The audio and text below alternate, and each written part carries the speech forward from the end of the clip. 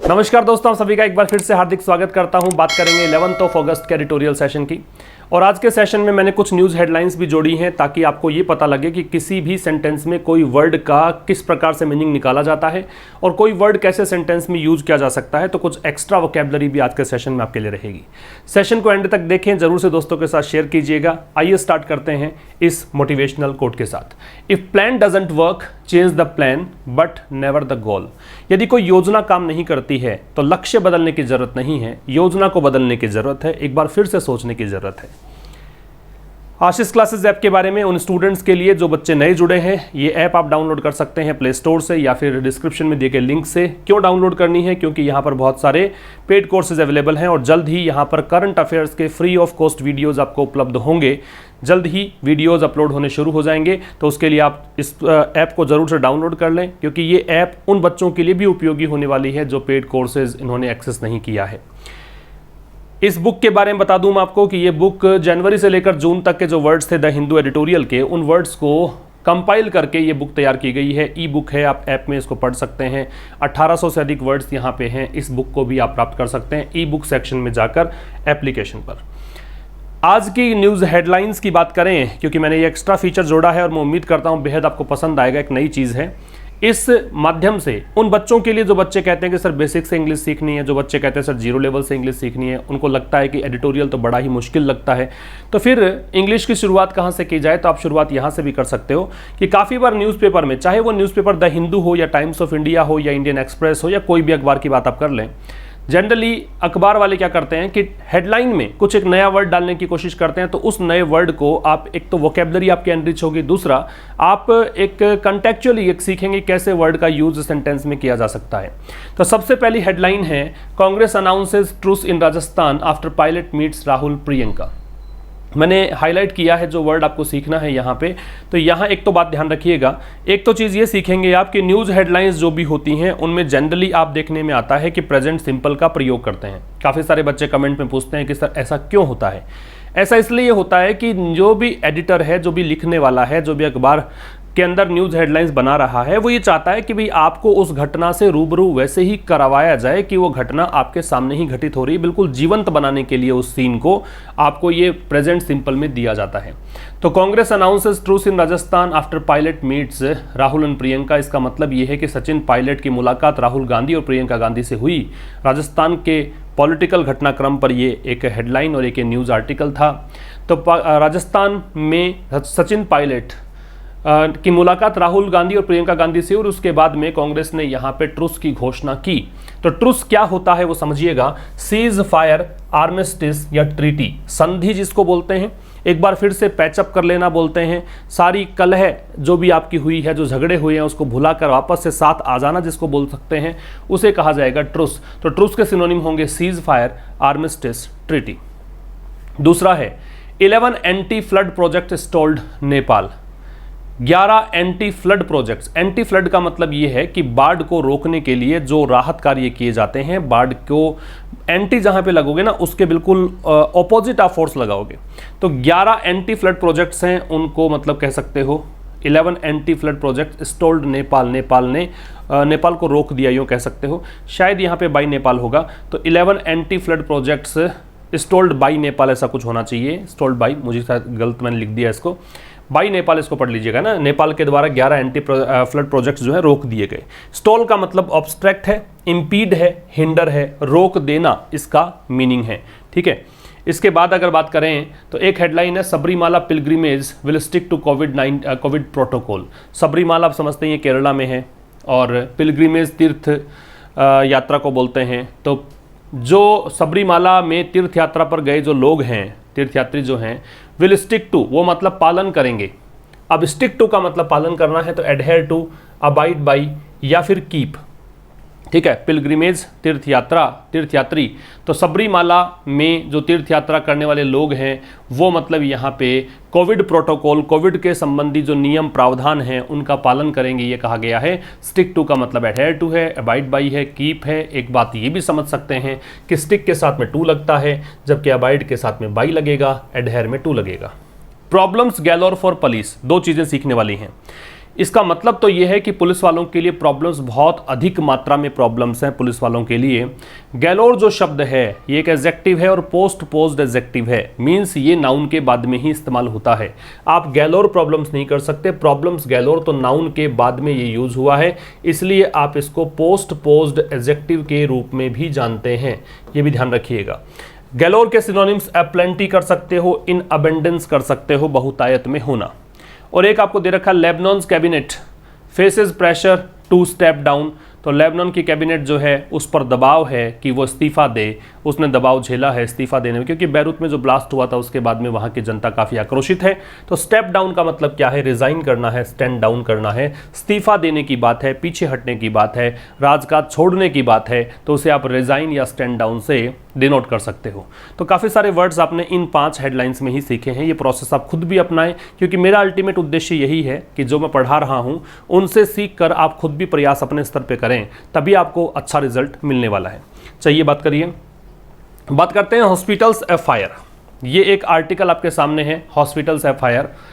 एक बार फिर से हॉस्पिटल्स में आग लगी है, उसी को लेकर ये आर्टिकल लिखा गया है। एफआईआर एक एडजेक्टिव है, हॉस्पिटल्स नाउन है।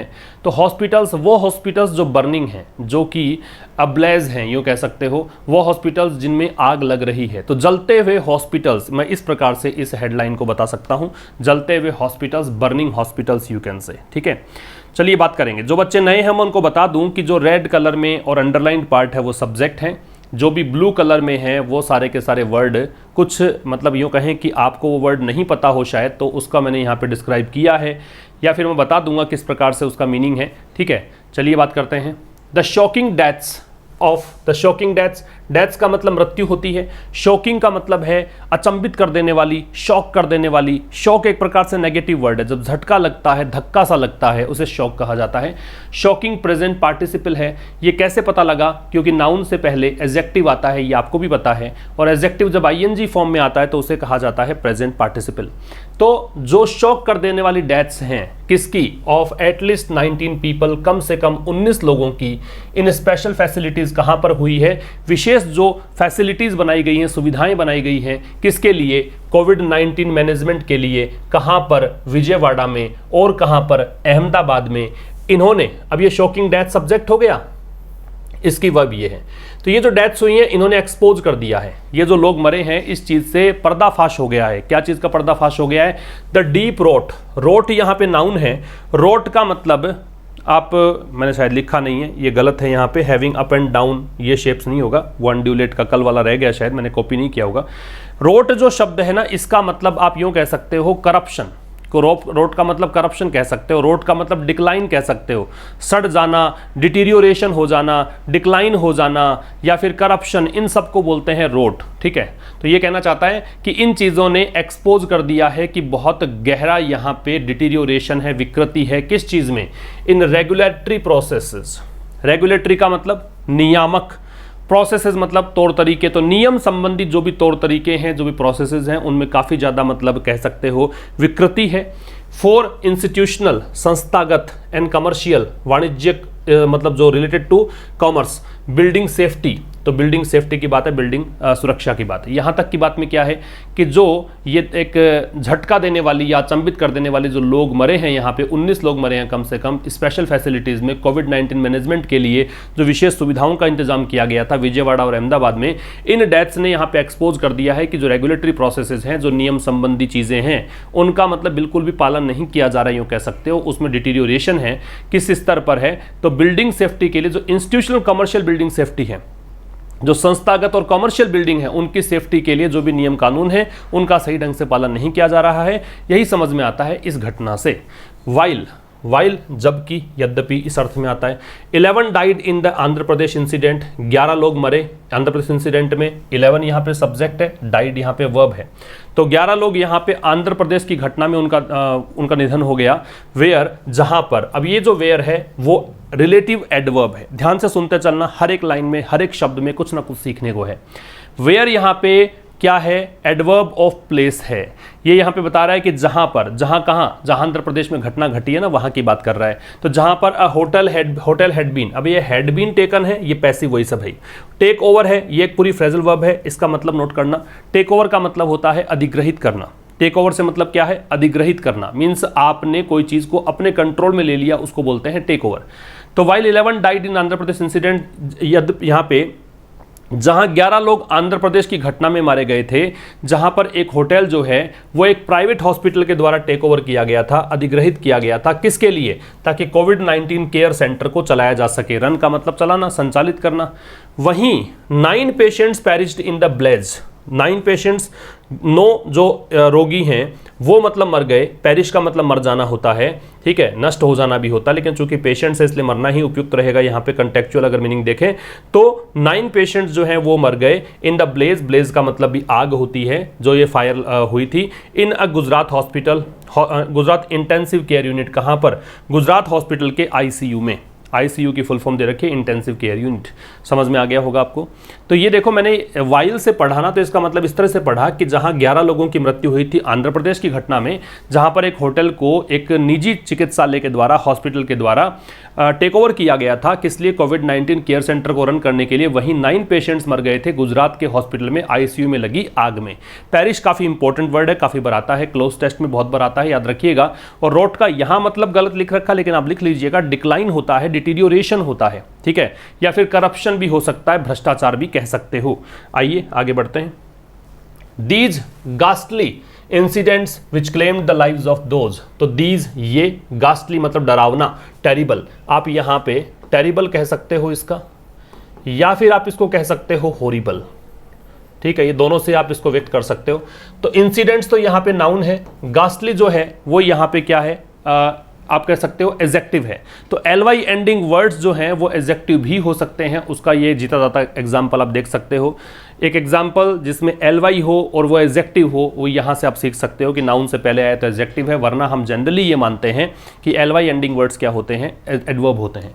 तो ये जो डरावनी घटनाएं हैं, भयानक घटनाएं हैं, विच क्लेम्ड, ये विच जो है वो इन घटनाओं के लिए रिलेटिव प्रोनाउन आया है, वो घटनाएं जिन्होंने जिंदगियां ले ली हैं। क्लेम का मतलब जिंदगियां लील लेना, जिंदगियां ले लेना यूं कह सकते हो। तो ये जो डरावनी घटनाएं हैं जिन्होंने उन लोगों की जिंदगियां ली या ले ली, दोज हु वर, अब ये मैंने एक बताया था शायद कल के एडिटोरियल में भी डिस्कस किया था, ये दोज और हु का कॉम्बिनेशन आपको ध्यान रखना है। You will have to bear this phrase in your mind, क्योंकि ये बहुत बार एग्जाम में आता है, कॉमन एरर में पूछ लेते हैं, प्रोनाउन का प्रश्न बनता है। हु से पहले दे और देम नहीं आएगा यहाँ पे, लेकिन आपको ध्यान रखना है आगे एक वर्ब भी आनी चाहिए, तो वर्ब आ रही है यहाँ पे, ठीक है। तो कह रहा है कि उन लोगों की जिंदगियां यहाँ पे चली गई इन घटनाओं में, जो लोग हु वर गेटिंग ट्रीटमेंट, जो इलाज ले रहे थे, वर गेटिंग पास्ट कंटिन्यूअस है, इलाज ले रहे थे, और रिकवरिंग या फिर रिकवर हो रहे थे फ्रॉम एन इन्फेक्शन, जो उनको संक्रमण हुआ था कोविड-19 का, उससे वो ठीक हो रहे थे, रिकवर हो रहे थे इन सपोज्डली सिक्योर सिचुएशन। सपोज्डली का मतलब अनुमानित तौर पर कह सकते हो, तथाकथित रूप से कह सकते हो, जिनके बारे में ये आप आशा कर सकते थे कि ये यहाँ पे सिक्योर कंडीशंस में हैं, बिल्कुल सुरक्षित स्थितियों में हैं। ले बेयर, ले बेयर का मतलब होता है रिवील करना, देख सकते हो आप। ये तो आपका गास्टली का सिनोनिम लिख रखे हैं यहाँ पे, terrible, frightful, horrible, awful, dire, और ले बेयर का रिवील, ये क्या है, एक्सपोज, आप यहाँ पे एक्सपोज कर दीजिएगा, अनकवर या डिस्क्लोज, ठीक है। तो ये है सामने उजागर करना।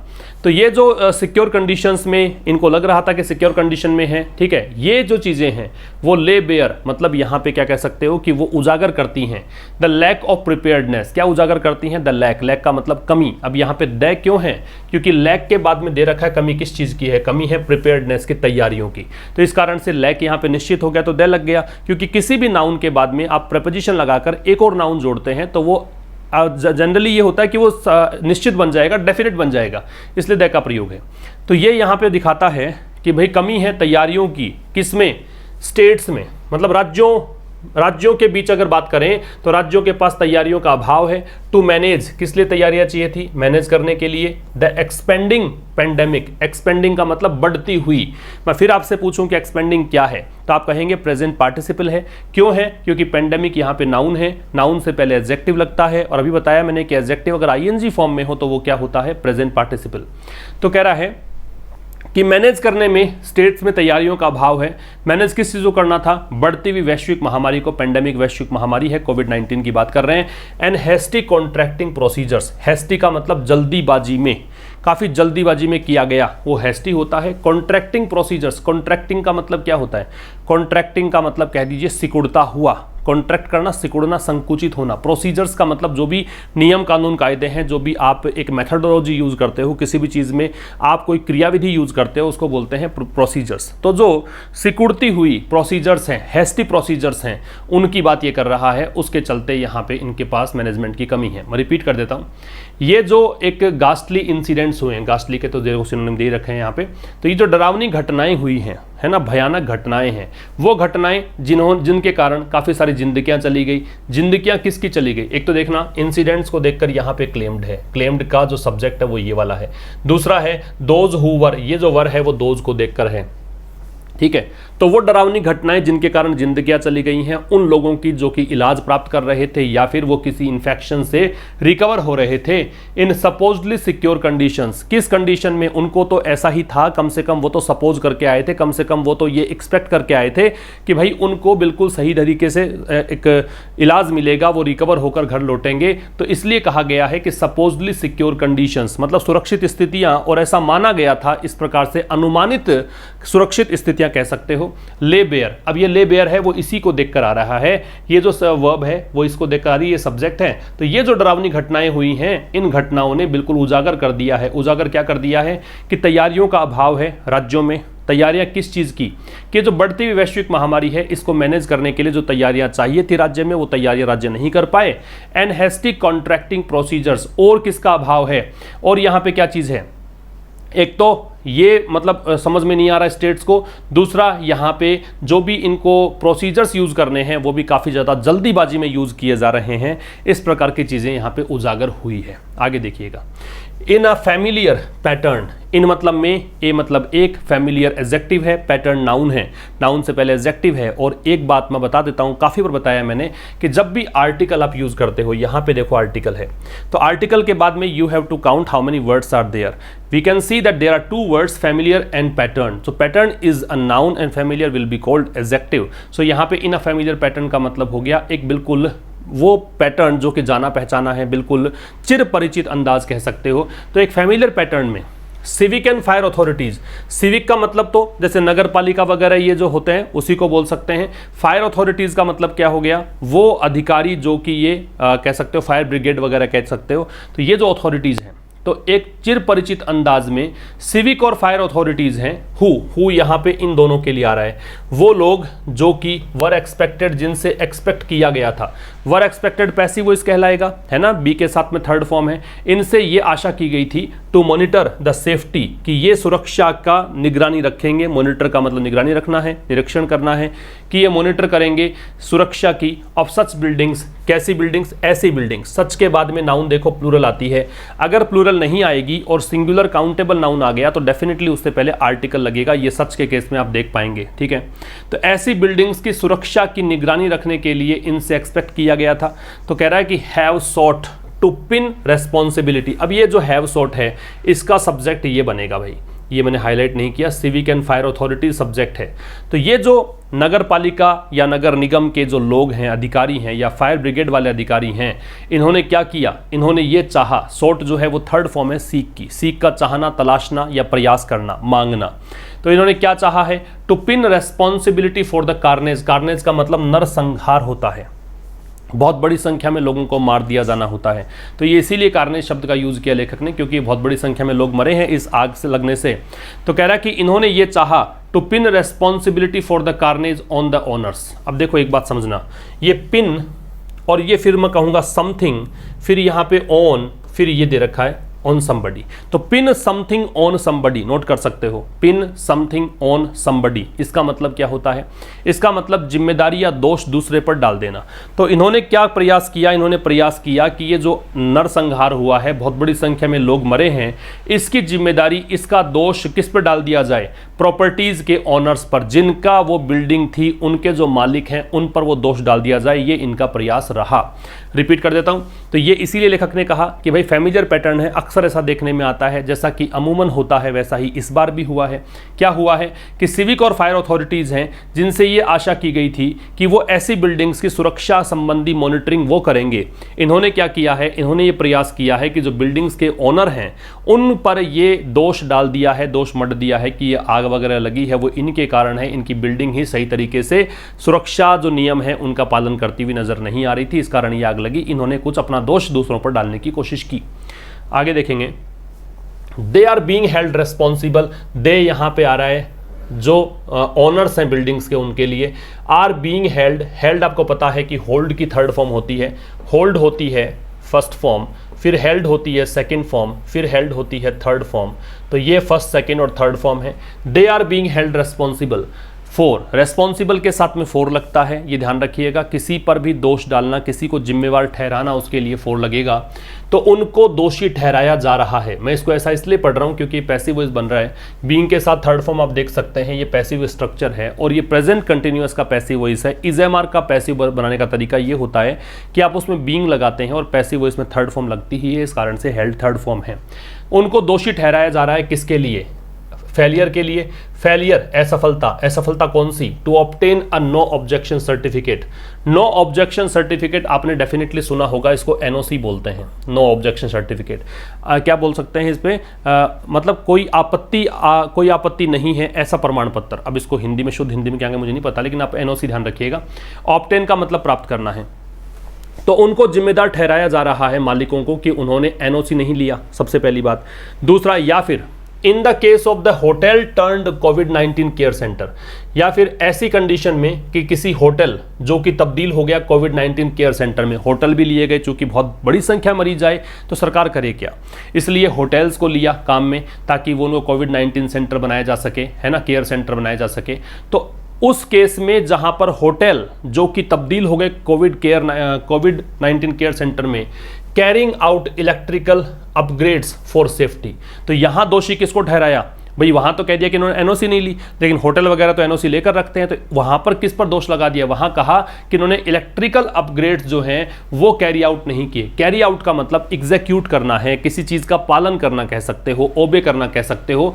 तो इलेक्ट्रिकल अपग्रेड्स, तो बिजली संबंधी जो चीजें एक बार बिल्कुल उन्नत हालत में चाहिए थी, बिल्कुल सही तरीके से चाहिए थी, उन चीजों को कैरी आउट नहीं किया गया, सेफ्टी के लिए ये कह दिया गया। ठीक है, तो इस केस में तो कह दिया कि इलेक्ट्रिकल अपग्रेड सही नहीं थे, और वहां पर क्या कह दिया कि इन्होंने एनओसी प्राप्त नहीं की, उसमें ये असफल रहे, इस बात का उन्होंने दोष लगा दिया जो बिल्डिंग ओनर्स हैं उन पर।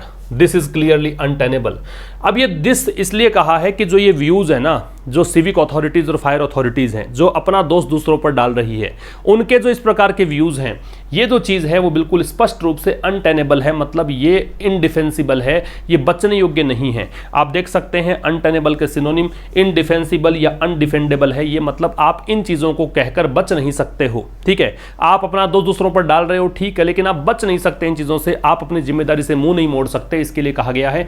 तो देखो समझना इसको, दिस को मैं कहूंगा यहां पे डेमोन्स्ट्रेटिव प्रोनाउन। ठीक है, डेमोन्स्ट्रेटिव एडजेक्टिव भी होता है वैसे ये, लेकिन एडजेक्टिव तब होता है जब इसके बाद में नाउन होता, लेकिन चूंकि आप देख सकते हैं कि इज है, यहां पे लिंकिंग वर्ब है, इस कारण से इसको क्या कहा जाएगा, डेमोन्स्ट्रेटिव प्रोनाउन।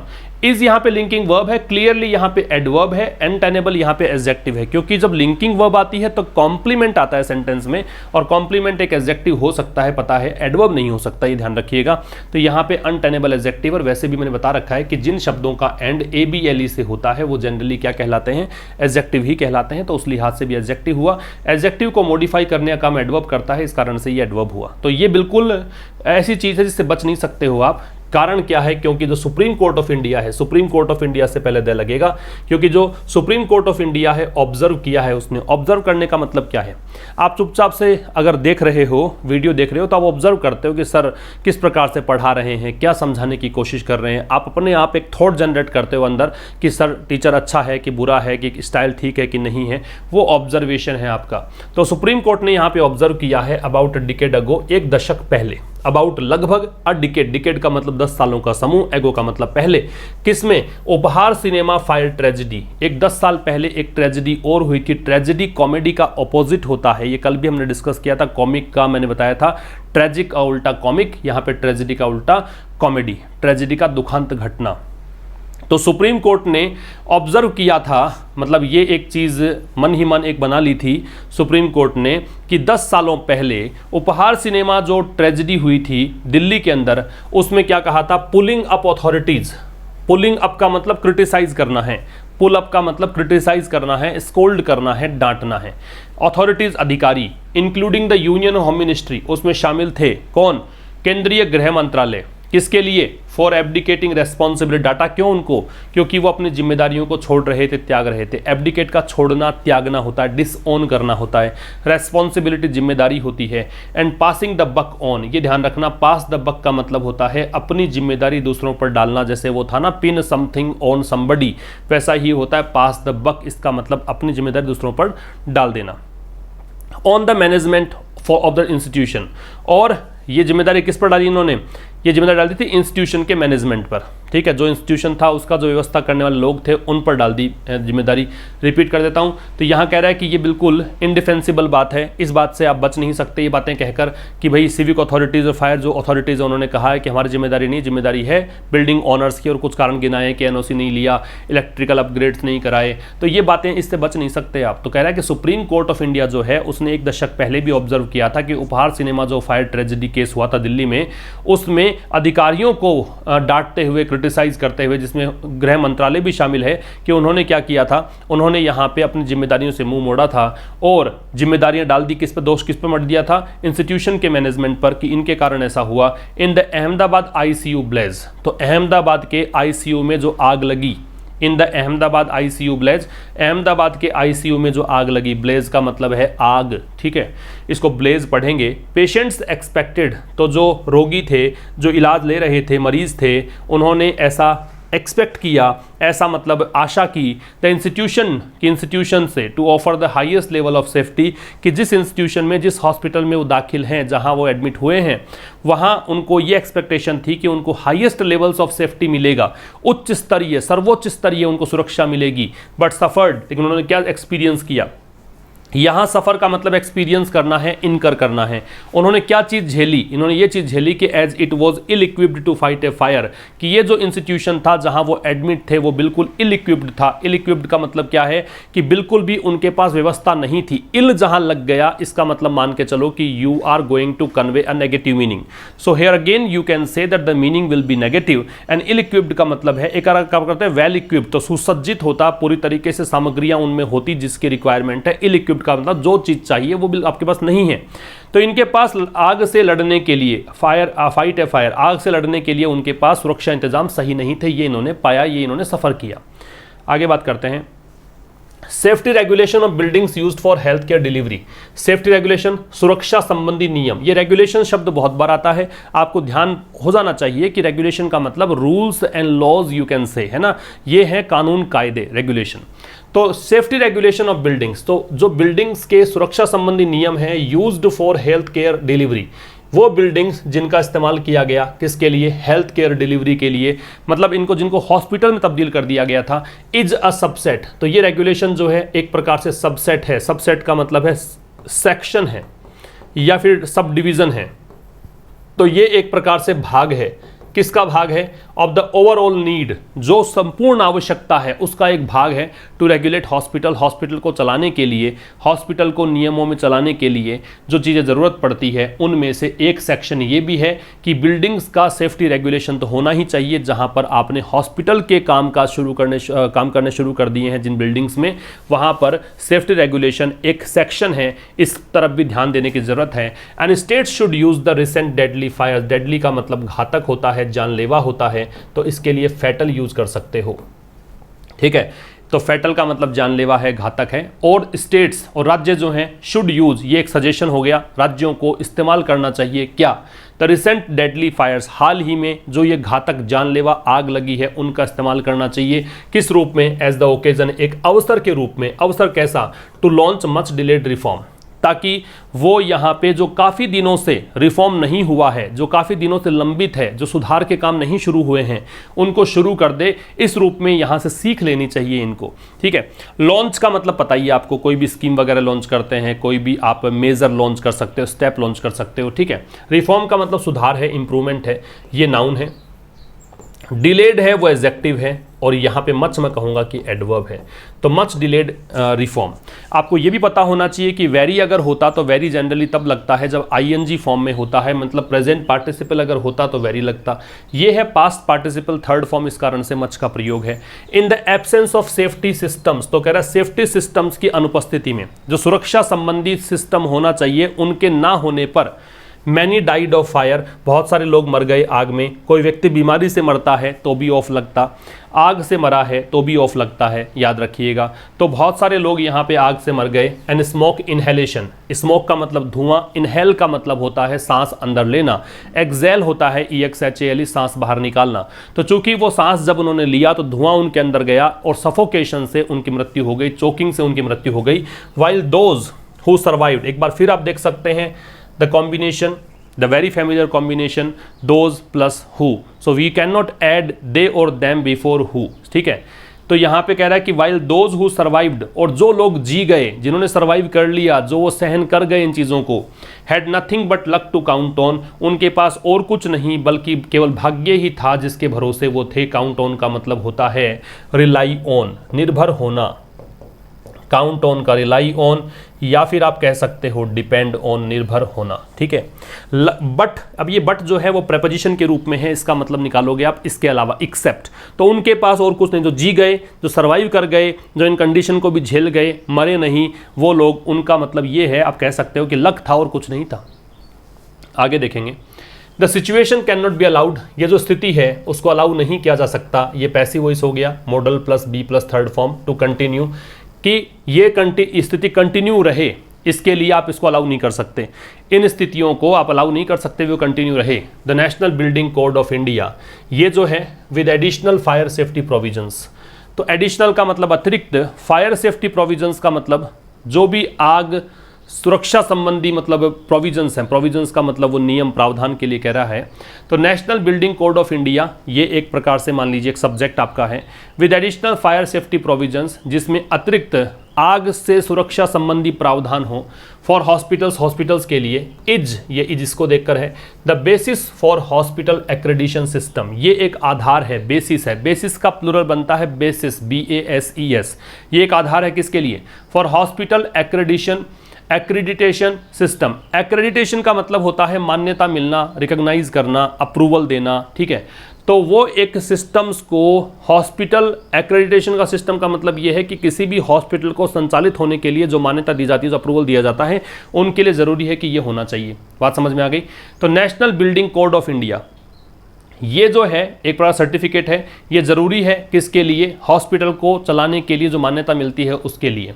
आगे कह रहा है but these should be made mandatory, लेकिन इन चीज़ों को अनिवार्य कर देना चाहिए। मैंडेटरी का मतलब आप कहेंगे कंपलसरी, ठीक है, ऑब्लिगेटरी, लेकिन इन चीज़ों को अनिवार्य कर देना चाहिए। एंड एनफोर्स, अब आप समझना यहाँ पे एनफोर्स्ड जो है वो भी शुड बी लग रखा है, शुड बी यहाँ लगा प्लस थर्ड फॉर्म आई, तो एंड के बाद भी होना तो यही चाहिए और डेफिनेटली ये है, लेकिन छिपा हुआ है, दिखाई नहीं दे रहा आपको, शुड बी यहाँ भी है। जब सेम अगर ऑक्सिलरी वर्ब या हेल्पिंग वर्ब आपको रिक्वायर्ड होती है तो एक बार ही यूज़ करेंगे आप, सेकेंड टाइम यूज़ करने की आपको आवश्यकता नहीं है। तो ये जो चीज़ें हैं इनको अनिवार्य कर देना चाहिए और इन्फोर्स का लागू कर देना चाहिए, इंप्लीमेंट कर देना चाहिए इन ऑल स्टेट, सभी राज्यों में। If smoke alarms and sprinkler system, smoke alarm समझते हो, धुआं या आग लग जाने से अलार्म बजती है, उसको स्मोक अलार्म बोलते हैं। स्प्रिंकलर सिस्टम का मतलब है, स्प्रिंकलर का मतलब है वाटर स्प्रे करने के लिए, पानी के छिड़काव के लिए जो सिस्टम चाहिए वो स्प्रिंकलर सिस्टम्स हैं। जैसे कि आपने देखा होगा खेतों में लगे रहते हैं स्प्रिंकलर सिस्टम, जिससे सिंचाई होती है, उसी को बोलते हैं स्प्रिंकलर सिस्टम। तो यदि स्मोक अलार्म्स और sprinkler system along with local fire fighting aids, aid का मतलब है जो भी आवश्यक सामग्री है, तो स्थानीय जो आग से लड़ने की सामग्री हैं, इनके साथ साथ अगर ये अवेलेबल हैं, यदि ये चीज़ें अवेलेबल हैं, अलॉन्ग विद अगर आता है तो प्रेपोजिशनल फ्रेज है। प्रेपोजिशनल फ्रेज है तो मान के चलना कि after preposition we know very well that we have to add an object, so if object is there then we have to apply verb as per the given subject, and subject you can understand that if it is an object it means this would be called a subject. तो ये subject अगर है तो यहाँ पे are लग गया इसको देखकर, तो ये अगर अवेलेबल है तो loss of life can be eliminated, तो जीवन की जो हानि है, लॉस ऑफ लाइफ जो है उसको हटाया जा सकता है, एलिमिनेट किया जा सकता है, रिमूव किया जा सकता है, ये आप कह सकते हो। एलिमिनेट का मतलब हटाना होता है। तो अगर कह रहा है कि स्मोक अलार्म्स भी हैं और स्प्रिंकलर सिस्टम भी है। किसके साथ साथ, इन चीज़ों के साथ साथ भी जो लोकल फायर फाइटिंग सामग्री चाहिए वो तो है ही, लेकिन साथ में ये भी है, तो जीवन की हानि को हटाया जा सकता है, रोका जा सकता है। बात करेंगे आगे, all patients should also be covered by substantial life insurance. सारे के सारे जो पेशेंट्स हैं शुड ऑल्सो बी कवर्ड, उनको यहाँ पे कवर किया जाना चाहिए। सारे के सारे जो पेशेंट्स हैं, मरीज हैं, उनको कवर किया जाना चाहिए। किससे? Substantial life insurance. सब्सटेंशियल का मतलब होता है, आप महत्वपूर्ण कह दो, बहुत बड़ा कह दो, ठीक है, अंश में, डिग्री में, इंपॉर्टेंस में उसको बोलते हैं। तो बहुत ही महत्वपूर्ण लाइफ इंश्योरेंस या एक अच्छी खासी लाइफ इंश्योरेंस जो मुआवजा अच्छा दे, उसके द्वारा कवर किया जाना चाहिए सारे पेशेंट्स को। Evacuation systems for ICU patients need to be part of the building design. Evacuation system का मतलब क्या है? इवैक्यूएट का मतलब होता है कोई भी खतरे का स्थान है उसको खाली करना, वहां से लोगों को रिमूव कर देना, उसको बोलते हैं इवैक्यूएशन। तो इवैक्यूएशन सिस्टम जो है आईसीयू पेशेंट्स के लिए, वो भी एक हिस्सा होने की आवश्यकता है। किसका? बिल्डिंग डिजाइन का। बिल्डिंग डिजाइन कुछ ऐसी हो कि आईसीयू में कोई व्यक्ति अगर एडमिट है और अगर जरूरत पड़े तो उनको वहां से हटाया जा सके, इवैक्यूएट किया जा सके। ऑफन, अक्सर, hospital buildings are regularized for unapproved constructions. अक्सर ऐसा आता है कि ऐसा दिखने में आता है, इसको ऑफ्टन भी पढ़ते हैं भाई, ऑफन पढ़ते हैं ब्रिटिश इंग्लिश में, ऑफ्टन पढ़ते हैं अमेरिकन इंग्लिश में। अक्सर ऐसा होता है कि हॉस्पिटल बिल्डिंग्स जो हैं उनको रेगुलराइज किया जाता है, उनको मतलब कह सकते हो कि उनको नियमित किया जाता है। किसके द्वारा? फॉर अनअप्रूव्ड कंस्ट्रक्शंस, मतलब अनाधिकृत कंस्ट्रक्शंस के लिए, मतलब उनको उनका कंस्ट्रक्शन की जो निर्माण प्रक्रिया है हॉस्पिटल की वो बिल्कुल अनाधिकृत है, अप्रूवल उनको नहीं है, लेकिन स्टेट गवर्नमेंट जो है वो उनको अनुमति दे देती है कि काम करो। एक्टिंग थॉटलेसली, बिना सोचे समझे ऐसा वो काम कर जाते हैं, थॉटलेसली एक्ट करते हुए ऐसा सरकार कर जाती है। स्कीम्स इंट्रोड्यूस्ड, वो स्कीम्स, वो योजनाएं जो कि इंट्रोड्यूस की गई हैं, जो लागू की गई हैं, जो शुरुआत की गई हैं टू रेगुलराइज बिल्डिंग वायलेशंस। किसके लिए? कि जो बिल्डिंग के वायलेशंस होते हैं, भवन निर्माण संबंधी नियमों का जो उल्लंघन होता है, वायलेशन तो पता होना चाहिए आपको, ये तो काफ़ी बार हमने डिस्कस किया है। वायलेट जो होता है इसका मतलब ब्रीच होता है, इसका मतलब फ्लाउट होता है, इसका मतलब कॉन्ट्रावीन होता है। ये सब वायलेशन के सिनोनिम है, मतलब उल्लंघन करना इनका मीनिंग है। तो स्कीम्स, वो योजनाएं जो कि इंट्रोड्यूस की गई हैं, योजनाएं जो हैं वो इंट्रोड्यूस होती हैं, याद रखिएगा, लॉन्च भी हो सकती हैं।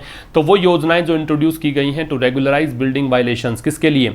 कि जो भी बिल्डिंग संबंधी वायलेशन हो, जो भवन निर्माण संबंधी जो भी नियम प्रावधान है उनका अगर उल्लंघन होता है तो उसको रेगुलराइज करने के लिए are clearly anti social in character. वो स्कीम्स स्पष्ट रूप से एंटी सोशल इन कैरेक्टर में, मतलब उसका जो नेचर है वो नेचर एंटी सोशल है, समाज के खिलाफ है, यूं कह सकते हो। समाज के अंदर जिस प्रकार का होना चाहिए नियम प्रावधानों का अनुसरण वैसा नहीं है।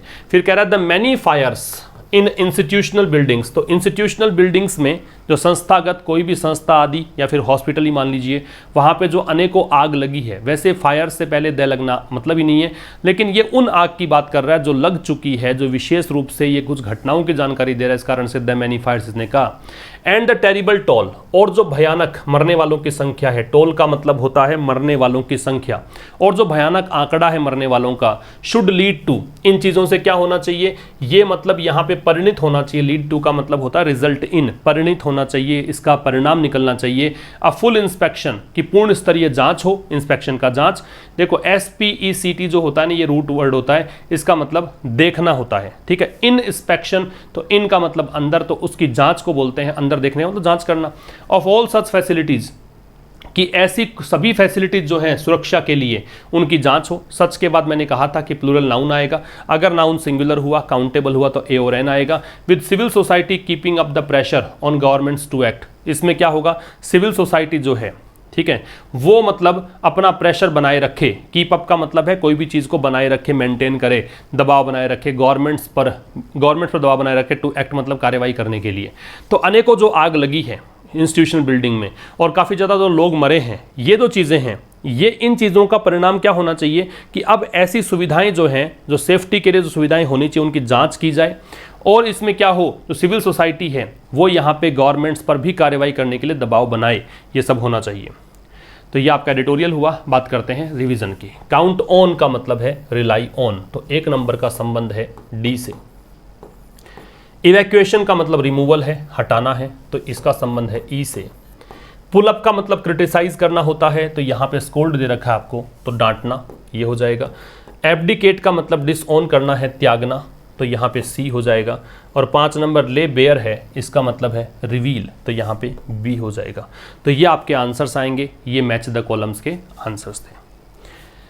बात करें ट्रांसलेशन की, तो उसकी हालत नाजुक स्थिति में है, तो ये कह रहा है कि his condition is hanging by a thread. Hang by a thread का मतलब होता है बिल्कुल डेलिकेट कंडीशन में होना, डेलिकेट पोजीशन में होना, तो बिल्कुल नाजुक स्थिति में होना, हैंगिंग बाई अ थ्रेड। मान के चलो कि कोई की जिंदगी है वो केवल धागे से लटकी है, तो धागे में कितना मतलब स्ट्रॉन्ग तो है नहीं, कभी चाहे तभी टूट सकता है, तो जिंदगी दांव पे लगी है। इसके बाद में बात करेंगे, जब उसे चोरी करते पकड़ा गया तो उसने अपना सिर शर्म से झुका लिया। पहली बात तो उसने सर शर्म से झुका लिया, तो हंग इज हेड इन शेम।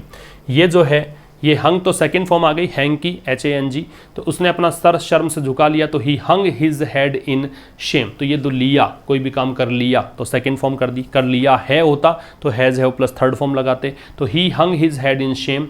कब की बात है? जब उसे चोरी करते पकड़ा गया। When he was caught stealing, जब उसे चोरी करते पकड़ा गया, मतलब पैसिव वॉइस है, और किसी भी आ ई ए की ध्वनि अगर आती है और पैसिव वॉइस बनाते हो तो सेकंड फॉर्म का पैसिव वॉज वर्ड से बनता है। When he was caught stealing, चोरी करते हुए, ये प्रेजेंट पार्टिसिपल है, सीधा ING फॉर्म में लगा सकते हैं, ऐसा करते हुए।